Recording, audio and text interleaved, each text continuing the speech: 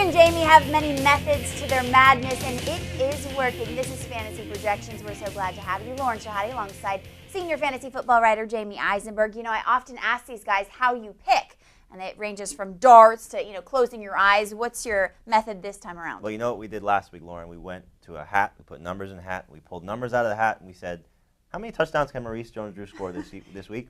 And you were right on. I'm sure this is very reassuring for our viewers. Of course. We predicted him to have 2 touchdowns, and I think you saw that he had 2 touchdowns against the Green Bay Packers. It's obviously tough to predict touchdowns, but when the minute we saw that Fred Taylor was out for the season with a thumb injury, we expected Maurice JonesDrew to play well, and that's what he did against the Packers. And I think you look at what he's in store for going forward the rest of the season, going into next year where Fred Taylor's probably gone. I think JonesDrew is going to be a fantastic fantasy option, but we'll stick with the Colts this week, where he has a great matchup again, has scored a touchdown each of his last 5 games against Indianapolis, and I think he's in line for another good game this week. So I think you definitely start Maurice JonesDrew. He's a #1 fantasy option going forward. You know what we'd like to project, Lauren? We'd like to project Jack Del Rio and the offensive coaches for Jacksonville to give Maurice JonesDrew at least 20 touches, at least 20 carries. Let's see what he could do if he can touch the ball the majority of time that Jacksonville has the ball on offense. He's the best player for the Jaguars. He'd be a great fantasy option if he was getting 20 carries, and I think we'd like to say, hey, let's project that. Let's pull that number out of a hat and see what he could do. So you're saying you should be the coach? I'm saying that I should be Dennis the Menace for the Jaguars. I agree. Okay, I'm glad we established that. Jamey, despite the off-the-field ridiculousness that is going on in Dallas, Tony Romo got it done in Week 15, but in Week 16, he goes up against that pass defense of the Ravens. Yeah, it's a tough defense in Baltimore, and as we know, they've done a great job against opposing offenses this season. But I think you look at what Dallas is in store for this week, they're going to be throwing a lot because Marion Barber, Tashard Choice, they're not going to be able to run the ball against this Baltimore defense. I think you could see Dallas employ a similar game plan to what Indianapolis did against the Ravens earlier this season when they came out throwing against Baltimore and really established their game plan that way. Dallas is a very similar team to Indianapolis in that regard. You're not going to bench Tony Romo. You're not going to bench Terrell Owens in your fantasy championships. You want to go down with your best players, especially when they're at home. Listen, Romo has 14 touchdowns, 3 interceptions in his last 5 home games. When he's healthy, you put him in your lineup. Same thing with Terrell Owens. Typically, he feeds off of controversy. He plays better in that sort of scenario. And I think you look at what the Dallas Cowboys are in store for this week. A lot of passing, which means good stats for Romo, good stats for Owens. What about good stats for the guys on the Browns and the Bengals? I know you like Cedric Benson. I like Cedric Benson a lot. I think you look at what the Bengals are in store for this week. They've typically been bad all season long, but this is a matchup that favors both teams' offensive stars. I think you could go back to last year. They put on a great offensive show in Week 2 when Derek Anderson had his coming out party. Carson Palmer, one of the best games of his career. You look at Cedric Benson. He played well against the Redskins last week. I think you'll see that the Browns' defense not very good.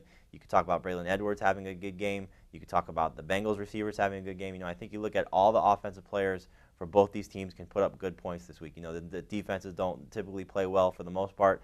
They've got nothing to lose. I think they want to go out. It's an in-state rivalry game. Let's put on a good show for the fans and put on a good offensive display. Hard to trust the 2 quarterbacks, though, because you're talking about Ryan Fitzpatrick and Ken Dorsey. These are not good fantasy options.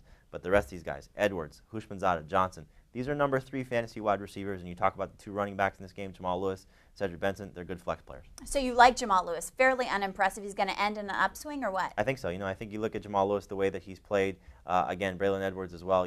Lewis has typically struggled, and obviously with Ken Dorsey, he's going to see a lot of 8-man fronts. But again, we're talking about the Bengals here. So I think you could start the 2 Browns guys and have some good production from them. Let's talk about Brett Favre, a Pro Bowl pick. Let's talk about numbers, and let's talk about Seattle. Yeah, Favre should not be going to the Pro Bowl. He should not have been chosen. Phillip Rivers, Chad Pennington, Matt Castle. He's not even the best quarterback in his own division. You could also maybe throw Ben Roethlisberger in the conversation as well.